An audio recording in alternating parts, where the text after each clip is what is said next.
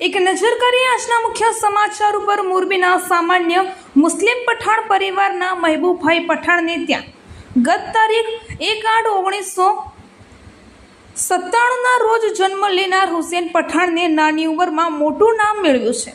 મોરબી ખાતે 30 ઓક્ટોબર 2022ના રોજ સાંજે 6:32 ઝૂલતો પુલ ઉપર 700થી વધુ લોકો હતા।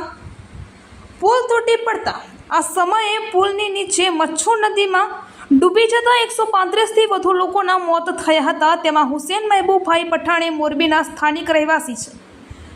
હુસેનભાઈ પઠાણ નાની ઉંમરમાં મોટું નામ મેળવ્યું છે। આખા ગુજરાતને હચમચાવી દે એવો કિસ્સો છે કે જેને સાંભળીને હજી પણ રૂવાટા ઊભા થઈ જાય છે। જેમાં મોરબી ઝૂલતા પુલ દુર્ઘટનામાં મોરબીના હુસેન પઠાણને એક સારી એવી સેવાની કામગીરી કરી છે।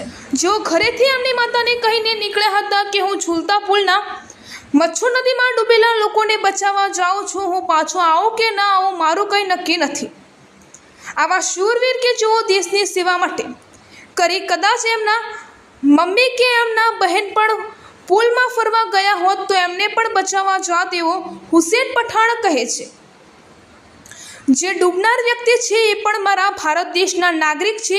મોરબી ઝૂલતા પુલ ઘટના સ્થળે તારીખ 30 ઓક્ટોબર 2022ની રવિવારની સાંજે 6:32 ઘટના સ્થળે પહોંચી ગયા હતા અને પાણીમાં છલાંગ લગાવી 50થી વધુ લોકોનો જીવ બચાવ્યો હતો અને પાણીમાંથી ઘણી ડેડ બોડીઓ પણ બહાર કાઢી હતી। બીજા દિવસે સોમવારે 3 વાગે ઘરે આવ્યા હતા।